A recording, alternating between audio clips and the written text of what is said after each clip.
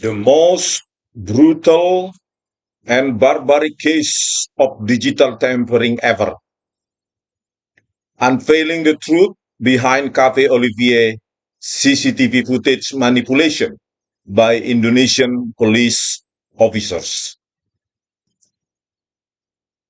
Evidence 5.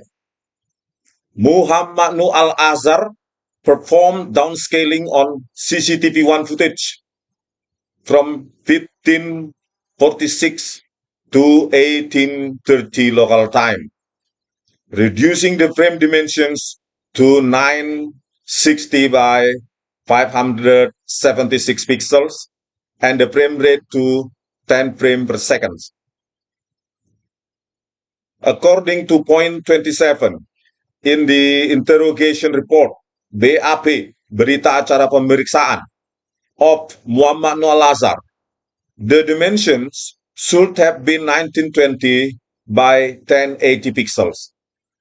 During this time, tracking Rangga's movement in making coffee was necessary, yet Muhammad Nuh Al-Azhar blurred it instead. Analysis. The forensic impact of Muhammad Nuh Al-Azhar's downscaling of CCTV1 footage from 1946 to 1830 local time is significant. By reducing the frame dimensions to 960 by 576 pixels and the frame rate to 10 frames per second, crucial details were obscured. According to point 27 in the interrogation report of Muhammad Nuh Al-Azhar, the dimension should have remained at 1920 by 1080 pixels. This intentional manipulation of the video's resolution and frame rate raises questions about the integrity of the evidence presented in court. During this time interval, tracking Rangga's movement in making coffee was essential for understanding the sequence of events. The downscaling of the CCTV1 footage, orchestrated by Muhammad Nuh Al-Azhar, severely impacts the ability to analyze whether the coffee and milk were not mixed, remained as two layers, or not in the cup before the alleged poisoning incident. During this time, the crucial time interval, tracking Rangga's movement in preparing the coffee was essential for reconstructing the sequence of events leading up to the alleged crime. However, Muhammad Nuh Al-Azhar's actions blurred this crucial aspect instead of preserving it. By reducing the frame dimensions and frame rate, the clarity and accuracy of the footage were compromised, hindering forensic analysis and potentially distorting the portrayal of events. This manipulation could lead to misinterpretation and false conclusions during legal proceedings. The decision to downscale the CCTV footage precisely during the time when Rangga was preparing the coffee and milk raises significant questions about the potential motives behind this manipulation. One possible explanation is that reducing the frame dimensions and frame rate during this critical period was intended to obscure or conceal any suspicious activity related to the introduction of any substance into the coffee.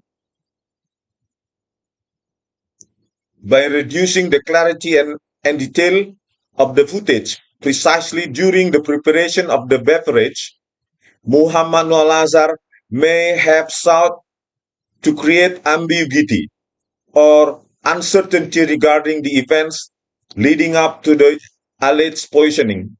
This manipulation could have been strategically employed to make it more difficult for forensic analysts to determine definitely whether any substance was introduced into the coffee during Rangga's preparation process.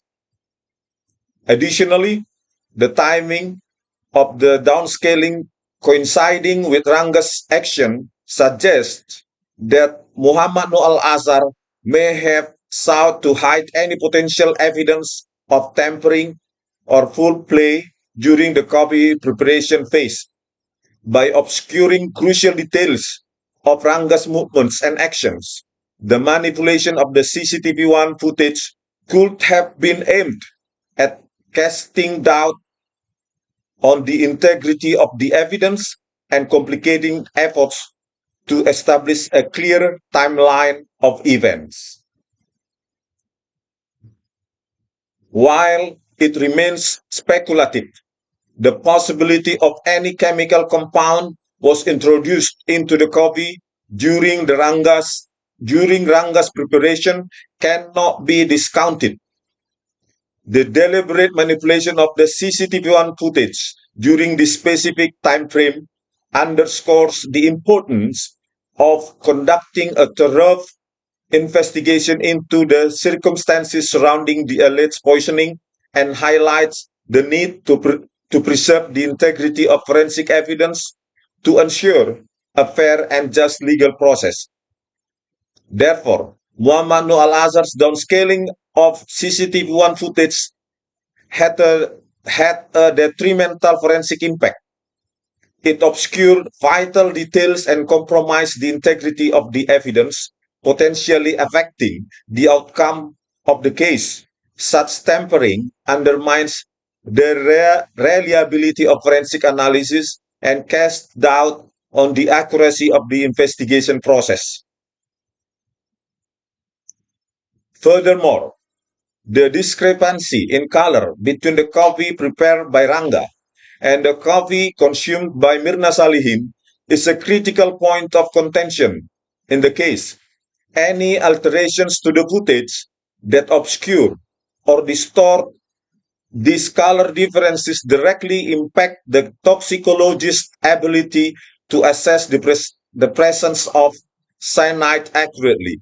This discrepancy is central to their analysis and interpretations and is pivotal in determining the timeline of events surrounding Mirna Salihin's consumption of the coffee. Ultimately, the downscaling of the CCTV-1 footage severely compromises the forensic integrity of the evidence and undermines the credibility of the toxicologist's findings by distorting crucial visual and temporal information. The alterations to the footage introduced by Muhammad Nuh Al-Azhar call into question the validity of any conclusions drawn from it.